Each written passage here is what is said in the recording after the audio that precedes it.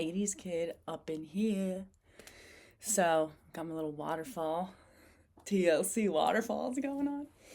Anyway, um,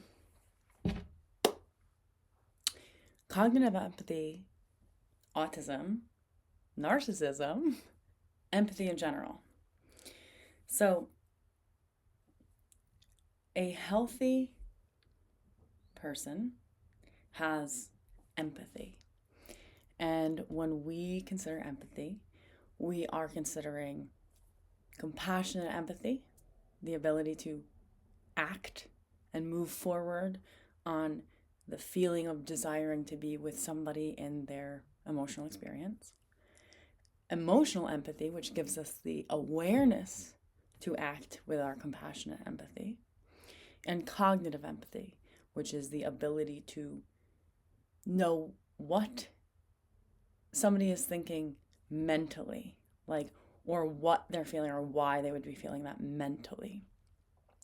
But to have cognitive empathy does not mean that somebody has emotional or compassionate empathy. So what might this mean? So as my daughter's diagnosed with autism, as I have been assessed for autism, I'm researching autism a lot. And my primary, I can see a lot of these dynamics that I've been in, that my daughter finds herself in. She finds herself in these very contentious friendships with very dominating and controlling and triangulating kids. And I look at this and I'm like, oh my God, like this is like classic psychopathic behavior out of a 9-year-old, you know? And I'm actually not exaggerating in the case that she's in right now.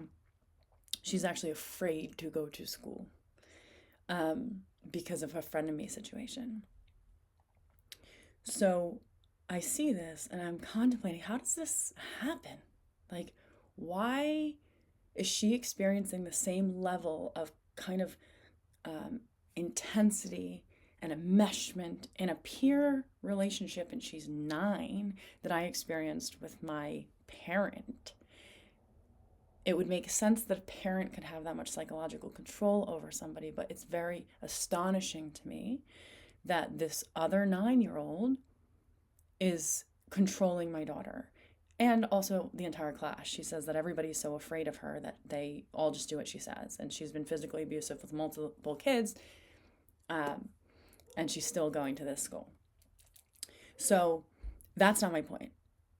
Navigating that, right? My point is, I realize that if somebody, there's a vacancy issue here, right?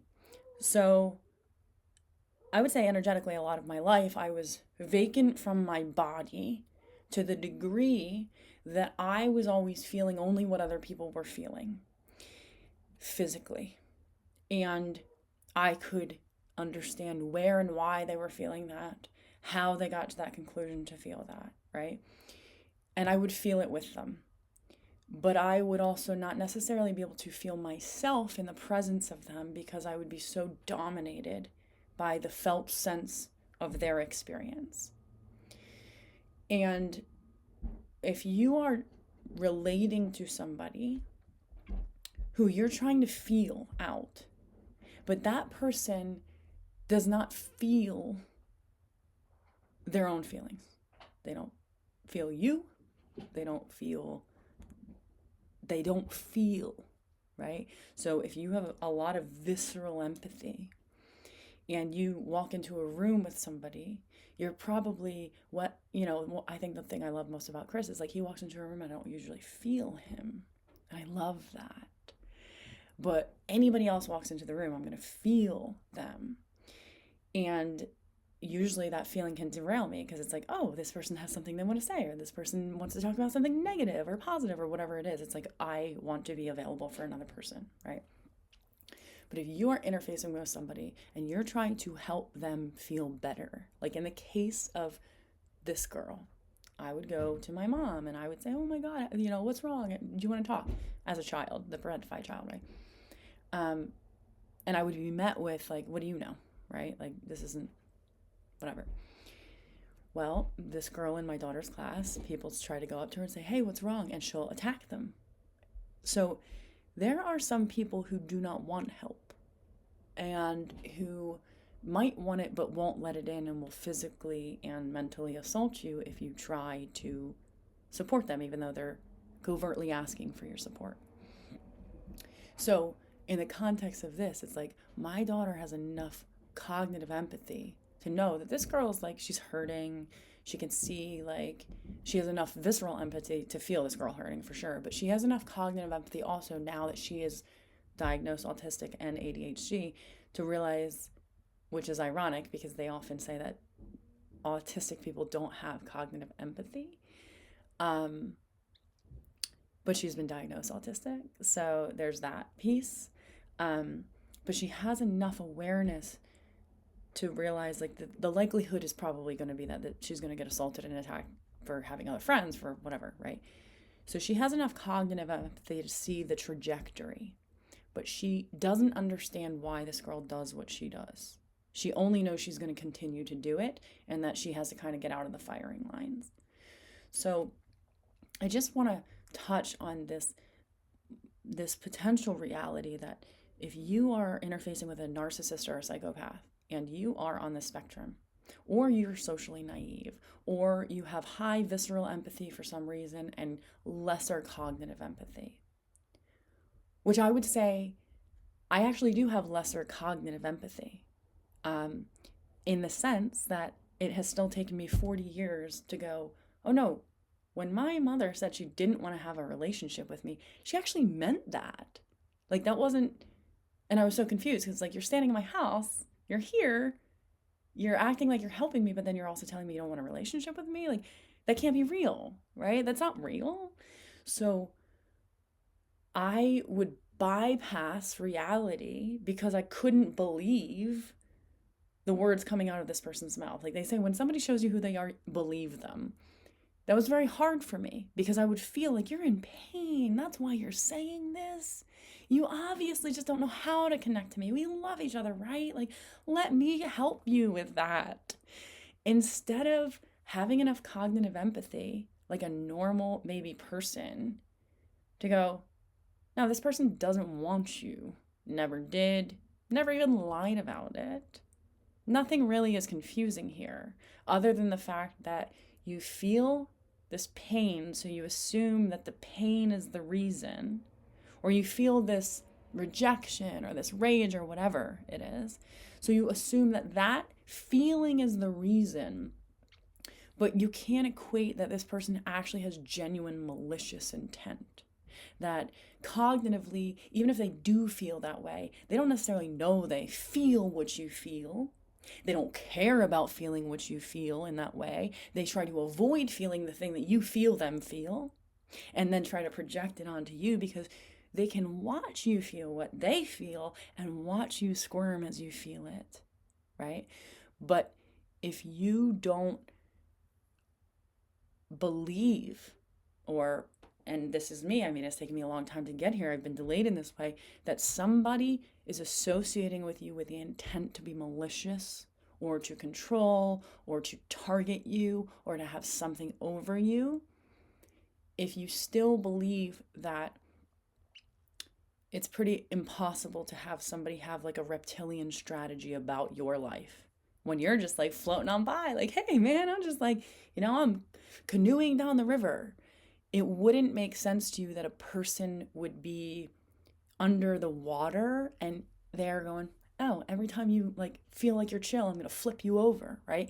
That wouldn't make sense because you don't have that mind. But also this is the irony of realizing the vacancy of visceral empathy in the psychopath and the vacancy of cognitive empathy in the autistic, and how those two create, because there's all this energy in the visceral empathy and in the body of the empath. And then there's but there's the spaciousness up here of like, you can feel the effects of what they do, but not why they do what they do necessarily. And then you take it personally, you're like, I can help you, I can save you, right? That those two converging cavities make up for a complete shit show of a strange kind of void filling dance, if that, I'm sure it's present to you when I'm demonstrating here. So I can see how very easily a psychopath or a narcissist can infiltrate the cognitive mind because there's not a lot in there. When you're a neurodivergent person, you really don't have that much of a strategy. You realize, let me exist, let me play with rocks, let me do my thing, right? And it is almost unbelievable, even in the goal setting thing. I'm like, I don't set goals. Like, yes, I wrote books. I never intended to do that. I just flow with my creativity. And you could say like, oh, it's interesting because I insisted on getting my life to a place where I could focus on creativity after being a person who was never even knew that that was a possibility, right? So when you don't have a strategy, it's hard to believe other people do, and other people would want you to be deployed as part of their strategy.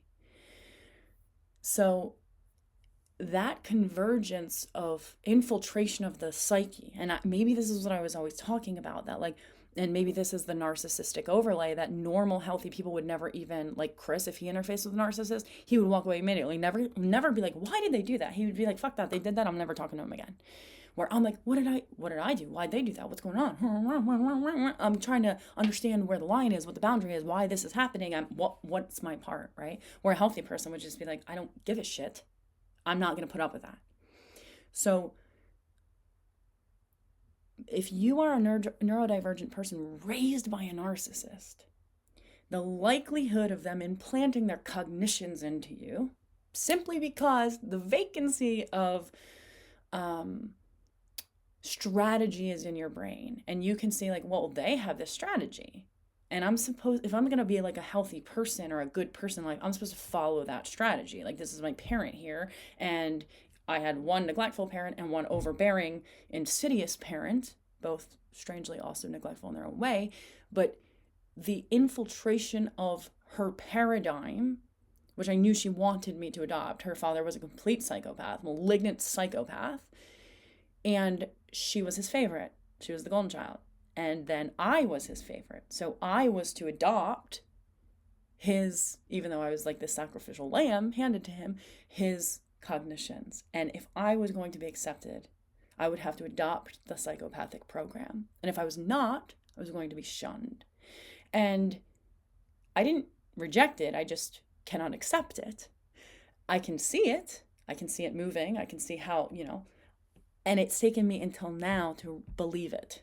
Like, that it's an unchanging, almost robotic prey drive that I simply don't have. But I'm also no longer willing to be a predator. No, other way. I'm no longer willing to be prey. I don't have prey drive. Psychopaths and narcissists have prey drive. And to somebody like me, who has vacancy, who's kind of like, la da da da da, it can look like I'm an easy target until you fuck with me, which is really fun, right? But to believe that I could be targeted, to believe that my daughter, like, this is the irony here, right? My daughter is like, this girl was my friend. It's so hard for her, and she's 9. I can't believe she's dealing with this, but she's being targeted by somebody who will say to her simply, like, she was walking with another friend, and the friend, this girl that's like targeting her, pops out and says, you need to go to class. Like, she's a 9-year-old telling my daughter, like, don't walk to that class with your friend. You need to go to class. What does my daughter do? Oh, okay. She turns around and walks to class. And that would have been me my whole life. And this is why now I'm like, no, you don't have to, blah, blah, blah. But I do see the gaps in empathy and how they interface and play with each other in social dynamics like this. And that's something that I want to learn more about. I'd love to hear your thoughts about it. I want to explore it more in, just my life in general. But it's so obvious to me, the vacancies, how they stack, and how a psychopath can keep somebody with lesser cognitive empathy and much higher visceral empathy ensnared because we always assume, well, we have to figure out why they feel this way and we can help them not feel this way. But I want you to understand, they don't know they feel that way. They don't like that you feel them feel that way because you out them, you see them, and that makes them feel vulnerable and weak. So the ensnarement really comes from your own altruism. Like, oh, I can make this stop. I can feel that you're doing this simply because like you're in pain, but I don't understand why you would want to make me in pain. And the irony is they want to make you in pain so they can externalize what they feel that they actually don't feel, and they can see you feel it, and you can be the receptacle for their, whatever their strategy is, whatever their aim is for fuel in the outside world. And if you squirm, they have you. If you listen, they have you. If you are utterly stuck in your compassion for them, because that's the thing, even with my daughter, she's like, well, I can see that this girl is like mad, or I can see she's upset, and we'll just want to go and say like, hey, are you okay? But also it's creating this codependent dynamic where she has to say, hey, are you okay? Because she feels physically threatened. So now she's learning on top of this. And this is why right here, I say to her teacher, my kids shouldn't be learning this at school. But the irony is, no, what's true, she should be taught this at school.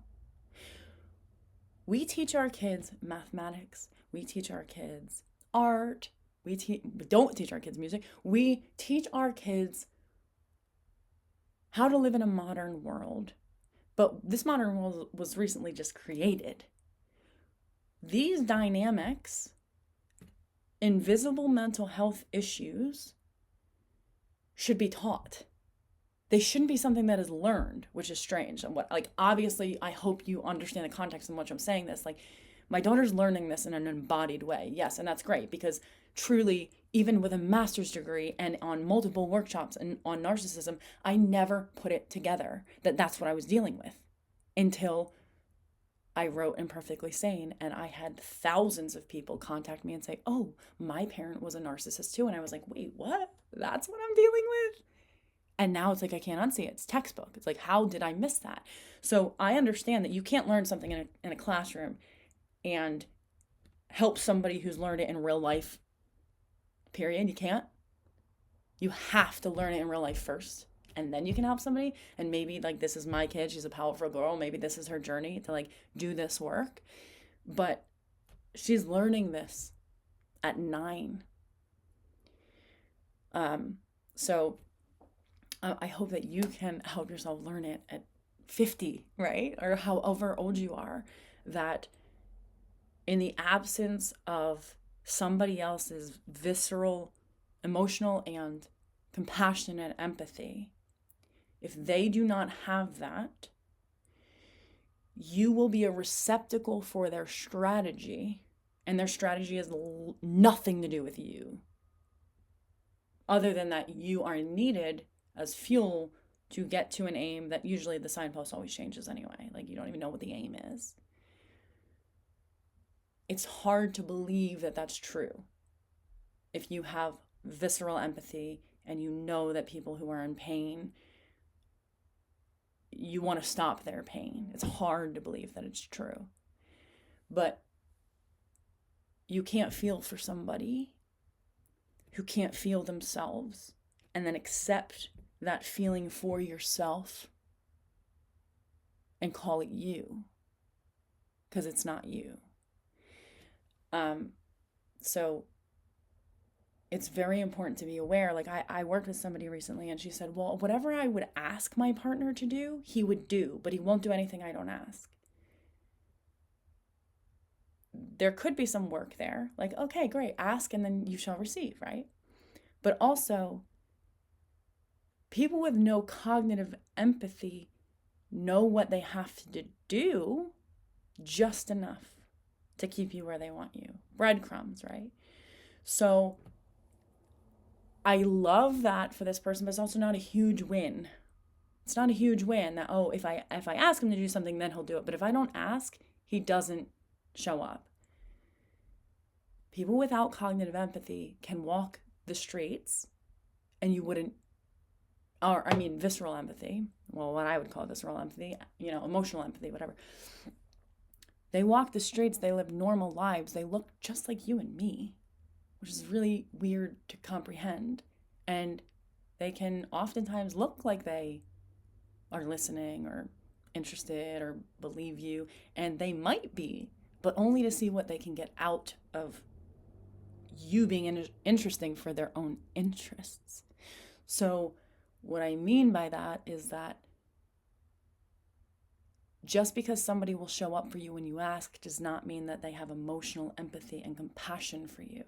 They might have a desire to keep you where they want you for their own reasons, whatever that is. It could be shallow, it could be deep, whatever. It doesn't necessarily mean that they're showing up, It might be an obligation, and that's why they do it. And then they might resent you later and use it against you that they did show up, ironically. And again, with somebody with emotional empathy, that would be really hard to believe. Like, oh, see, this is great. He's showing up for me when I ask. I love that. I love that. I want more of that. And I also want everybody to understand that some people, they know what they have to do, not because they empathize with you, but because they want to keep you where they want you, and they'll do the bare minimum to keep it that way. And that's not a person who feels you. That's a person who's using you. And you can't really be in a relationship with somebody that doesn't feel you. I mean, I can't. I wouldn't. I want for my clients to be in relationships with people who feel their partner. And I think that's the irony. It's like when Chris walks into the room, I don't really feel him because we have this felt sense that is so similar that if he deviated in his state, I would feel him so quickly. I would be like, I would be chasing around the house, like, what's going on? Like, we don't deviate from our states. Usually, we are a similar felt sense. So it's almost like I can feel myself in the presence of him more than him because I know myself, I know him, and the felt sense that we have is now this like relationship that is the culmination of both, but it feels like home. It feels like me. It feels like him, but it feels like me, and he feels me, and I feel him. And that's why we don't have this tension, ironically. We're not super polarized in our feelings. Like we have attraction, but we don't have tension. And I would want that for all of my people. So and it's so weird because some people can act like they do feel you and they don't. And they might perform like they feel you because they want to, kind of keep you under their wing or clip your wings and keep you in the nest, whatever it is. But I want you to understand that it's pretty unbelievable that some people, they don't feel what you feel. They don't feel feelings. They might say they do. I mean, I can think of somebody right now that's like, she has this idea that she like feels everybody, and she's like, no, she's in her own world. She tells herself that she feels everybody. But she feels herself in relation to those people, and she gets triggered by how they don't necessarily do what she wants. She doesn't necessarily feel people as people, right? So we can tell ourselves whatever we want. We can believe whatever we want. We can live in the delusion or the fantasy or whatever. But in reality, we have to understand that there are people who actually do not have our best interest at heart, who are interested more in targeting us than touching us kindly. And just because somebody has emotional empathy doesn't mean that they have cognitive empathy, which is the ability to say, oh, this is why you would feel that way. I can totally get how you would get there, mentally speaking, to attach a cognition to the feeling. When you have somebody who can only have the cognition, but they do not feel what you feel attached to that cognition, they can do anything to you to make you react so that they feel something. They feel alive, seeing you squirm in their aliveness, essentially, right? So just because somebody has cognitive empathy and can say, oh, I relate to that, I can see how you feel that way, does not mean they're feeling what you feel, and doesn't mean that they're compassionate enough to care about what you feel. Shocking. I know. All right.